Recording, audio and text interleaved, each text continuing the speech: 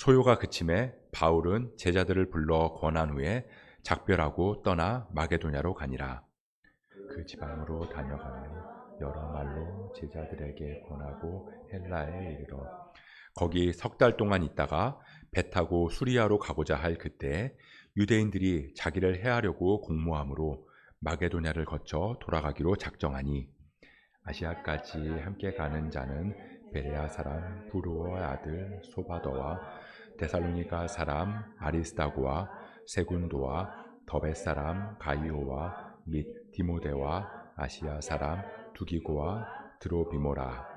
그들은 먼저 가서 드로아에서 우리를 기다리더라.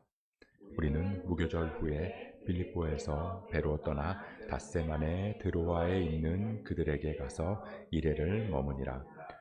그 주간의 첫날에 우리가 떡을 떼려 하여 모였더니 바울이 이튿날 떠나고자 하여 그들에게 강론할세 말을 밤중까지 계속하매 우리가 모인 위타락에 등불을 많이 켰는데 유두고라 하는 청년이 창에 걸터 앉아 있다가 깊이 졸더니 바울이 강론하기를 더 오래 하매 졸음을 이기지 못하여 3층에서 떨어지거늘 일으켜보니 죽었는지라. 바울이 내려가서 그 위에 엎드려 그 몸을 안고 말하되 떠들지 말라 생명이 그에게 있다 하고 올라가 떡을 떼어 먹고 오랫동안 곧 날이 새기까지 이야기하고 떠나니라.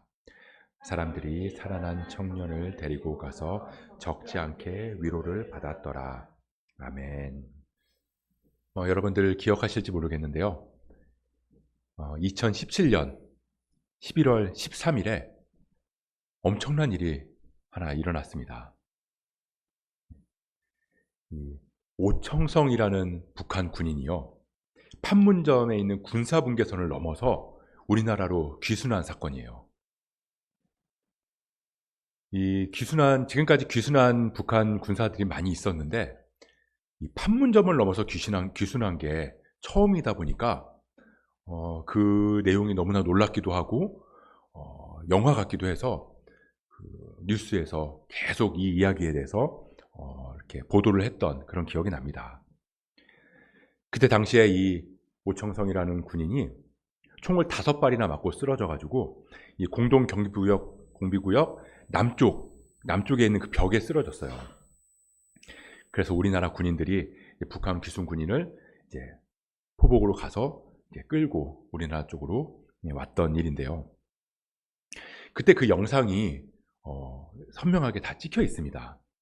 그래서 그 영상이 지금도 찾아보면요, 영화에서나 볼 법한 그런 영상이거든요.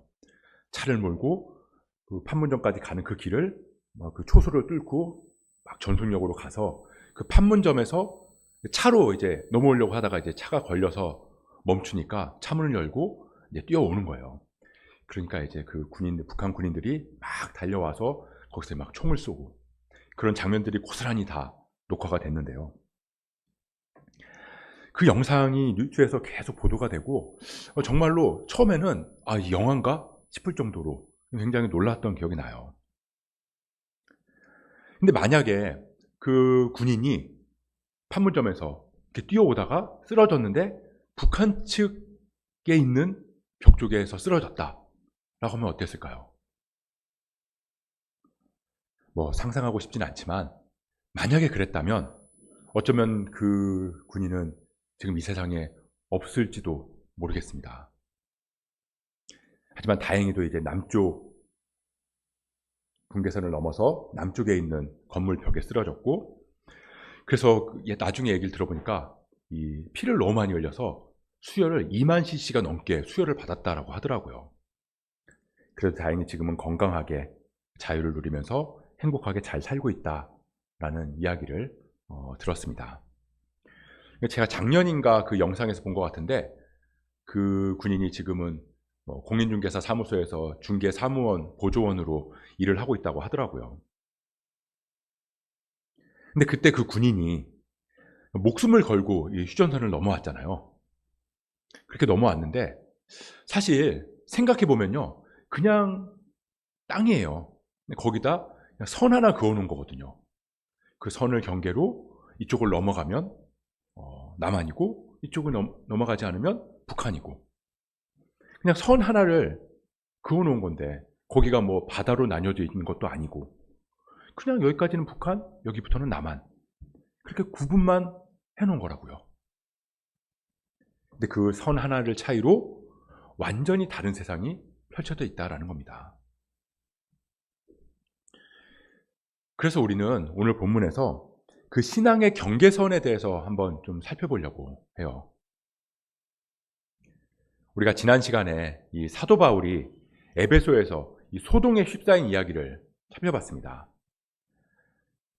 이 사도 바울이 마게도냐에서 아가야를 거쳐서 예루살렘으로 가기로 그렇게 작정을 했는데요. 근데 바울이 떠나지 않고요. 디모데랑 에라스도를 먼저 보내고 바울 자신은 이 에베소에 얼마 동안 남아 있었다라고 봤죠. 그때 이 데메드리오라고 하는 은장색이 아데미 신상 모형을 만들어서 파는 사람들을 모아서 데모를 했잖아요. 그렇게 막 소요를 일으키다가 소요가 그치고 나서 바울이 하나님의 이끄심을 따라서 마게도냐 지방으로 그리고 또 아가야 지방 그렇게 두루 다니면서 하나님의 복음을 전했다 라는 말씀을 우리가 살펴봤습니다. 그게 20장 1절 말씀인데요. 우리 20장 1절 말씀 한번 같이 보도록 하겠습니다. 함께 읽겠습니다. 시작. 소요가 그침에 바울은 제자들을 불러 권한 후에 작별하고 떠나 마게도냐로 가니라. 소요가 그친 후에, 그러니까 소요가 그친 후에 바울이 하나님의 뜻에 따라 마게도냐로 떠났다라는 거죠. 근데 오늘 유두고 사건도 그렇습니다.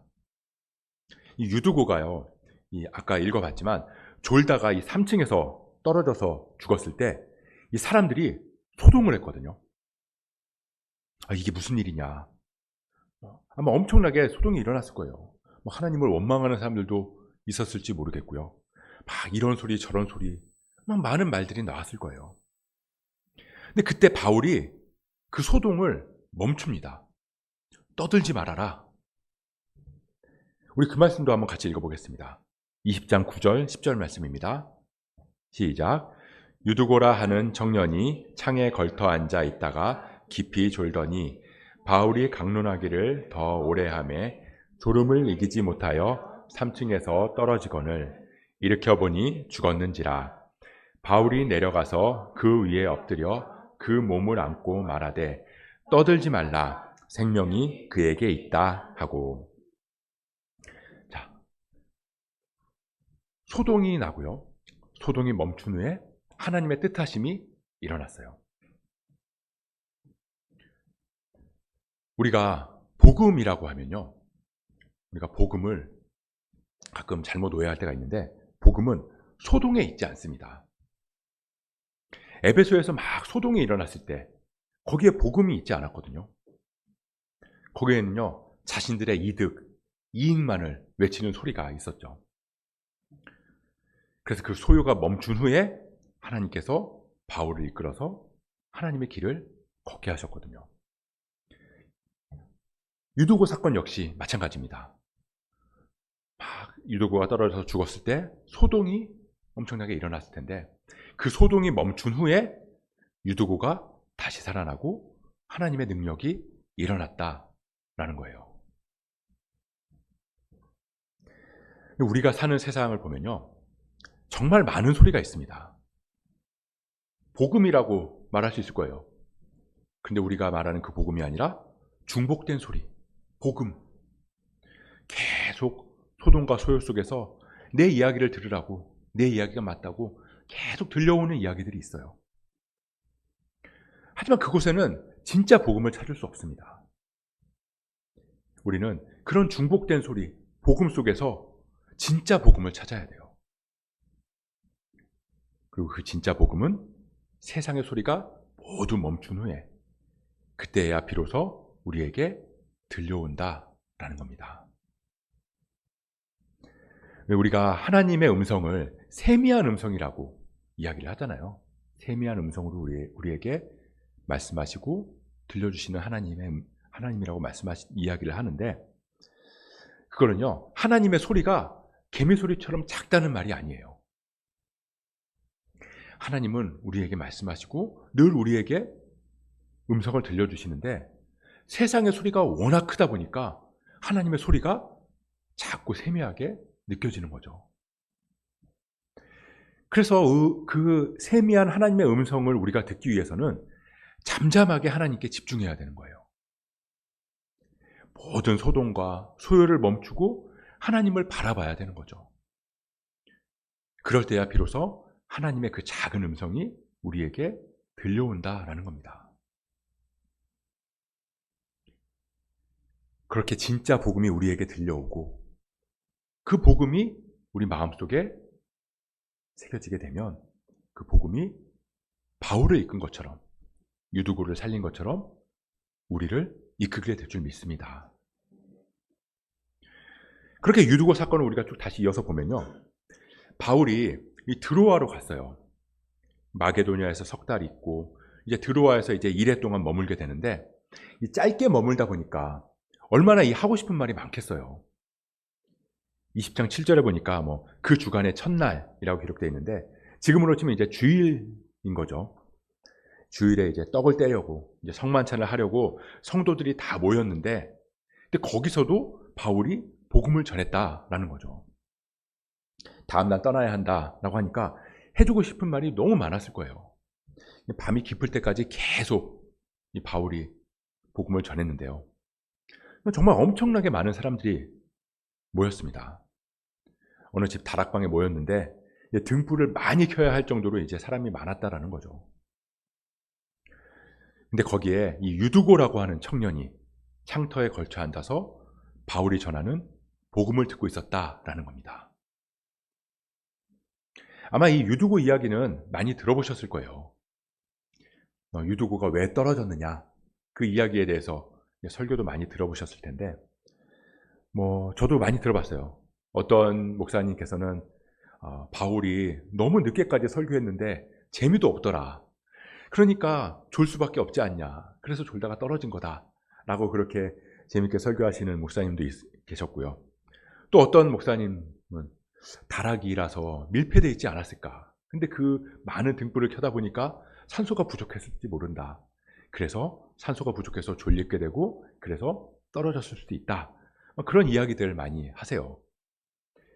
근데 왜 떨어졌는지는 적혀있지 않기 때문에 또 왜 졸았는지 적혀있지 않기 때문에 우리는 정확한 사실은 알 수 없지만 대충 유추해보고 생각해보자면 이 성경학자들이 이 유두고라는 그 이름을 봤을 때 이 유두고라는 이름이 통상적으로 하인들한테 쓰이는 이름이라고 하더라고요.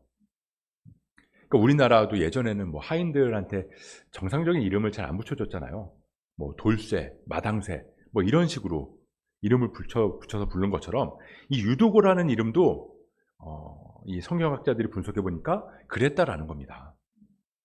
그러다 보니까 이 하루 종일 얼마나 일하면서 힘들었겠어요. 이날 주일인데도 아마 밤까지 계속 일을 하다가 왔을지도 모르겠어요. 일을 하다가 너무너무 피곤한데 내가 이 바울의 이야기를 바울이 전한 이 복음을 듣고 싶은 마음에 내가 그 피곤한 몸을 이끌고 찾아온 거죠. 찾아와서 사람들이 많이 있으니까 앉을 곳이 없어서 창터에 걸터 앉아서 그리고선 바울의 이야기를 들었을지 모르겠습니다. 근데 이 청년이 창터에 앉아 있었잖아요. 근데 이 청년이 창터에 앉아 있었다라는 것은 지금 이 창터를 기준으로 바깥은 어두움이 있고요. 이 안은 빛이 가득하다라는 거예요. 등불이 많이 켜져 있었다고 그랬잖아요. 그러니까 엄청나게 밝은 빛이 이 방 안을 가득히 채우고 있고 상대적으로 그 창틀 밖에는 어둡고 캄캄한 칠흑 같은 어둠이 존재하고 있었다라는 거죠. 그러니까 유두고는 지금 빛과 어두움의 경계선에 앉아있다라는 겁니다. 마치 선 하나로 남한과 북한을 나눠 놓은 것처럼 말이죠. 그런데 제가 이 말씀을 보면서 생각해 보니까 그 모습이 우리의 모습 같다라는 생각이 많이 들었어요. 우리가 이 살아가는 세상은 어둠이 가득한 곳이잖아요. 그곳에서 살아가던 우리에게 이 복음이 들려오게 되면 우리는 어둠에서 빛으로 나오게 됩니다. 우리는 행복을 원해요. 빛을 원합니다. 이 유두고라는 이름, 아까 말씀드린 것처럼 하인들에게 많이 쓰이는 이름이라고 했는데 그 뜻이 행복하다라는 뜻을 갖고 있다고 해요. 그러니까 뭐 굳이 우리나라 말로 번역하자면 제가 생각해 봤더니 뭐 복덩이 뭐 이런 정도가 되지 않을까 싶어요. 근데 그 유두고의 삶이, 행복하다는 이름을 가진 그 유두고의 삶이 전혀 복되지 않았다라는 거죠. 힘들고 어렵게 밤늦게까지 일을 해야 되는 그 고단한 삶을 살아가야 됐고요. 그럼에도 그 하나님 주신 복음을 붙들겠다고 나왔는데 결국에는 죽음이라는 그 불행을 맞이하게 될 수밖에 없는 그런 이름과는 전혀 다른 삶을 살아가는 그런 유두고의 모습. 우리도 주님 안에서 주님 주시는 참 자유를 누리고 행복을 누리고 그렇게 살아가고 싶은 마음, 정말 힘들고 고되지만 내가 주님 주신 말씀 붙들고 살아가겠다.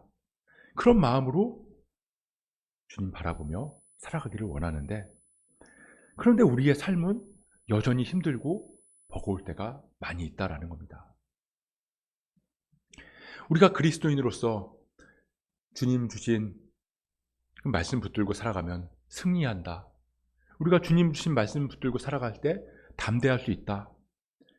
우리가 정말로 주님 안에서 참 행복을 누릴 수 있다 라고 말을 하고 그런 말씀을 듣고 그 말씀을 붙들고 살아가지만, 그런데 정작 우리의 삶은 실패, 실수투성이일 때가 너무나 많이 있다고요.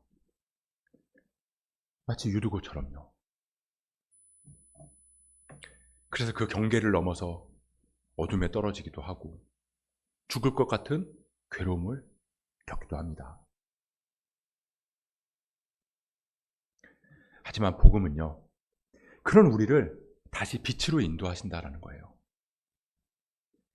바울이 이 유두고를 안고 생명이 그에게 있다 라고 외치면서 다시 그 유두고를 데리고 빛이 가득한 곳으로 올라갔거든요.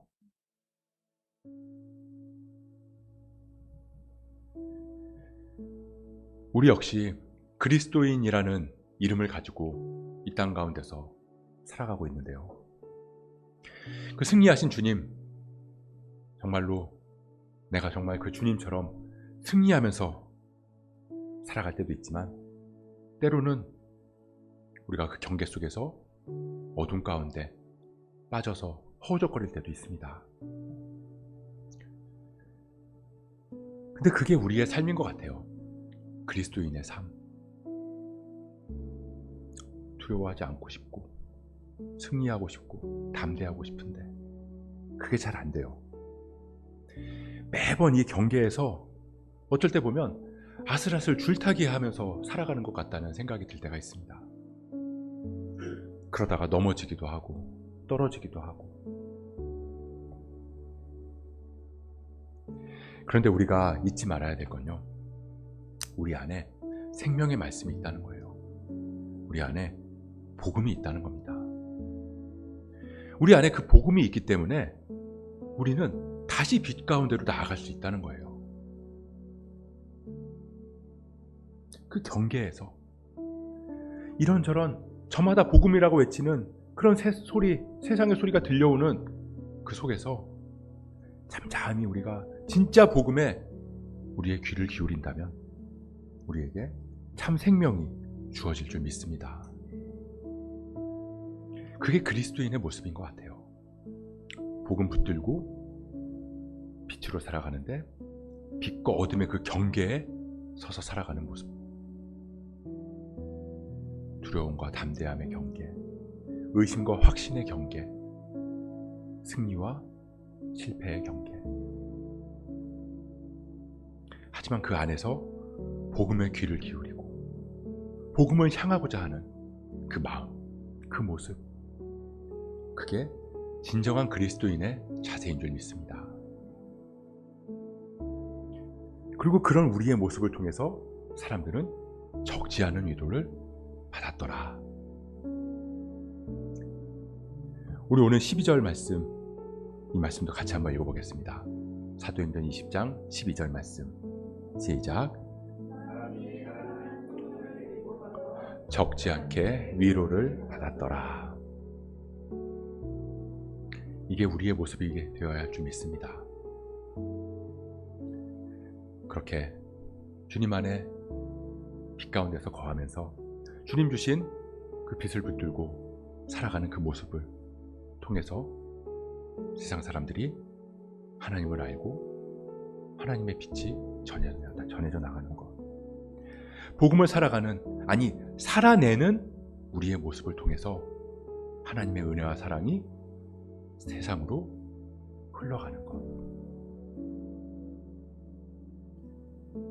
그렇게 우리가 여전히 빛과 어둠 가운데서 빛 대신 주님을 바라보며 어둠이 가득한 세상을 살아가지만, 그래서 그 안에서 외줄타기 하는 것 같이 힘겹게 그리스도인의 삶을 살아내지만, 그럼에도 우리 안에는 주님 주신 빛이 가득하고 우리 안에는 복음의 말씀이 있기 때문에 그 말씀 붙들고 담대하게 빛의 사자처럼 그렇게 믿음으로 살아나갈 수 있는 저와 여러분 되시길 주님의 이름으로 간절히 축복합니다.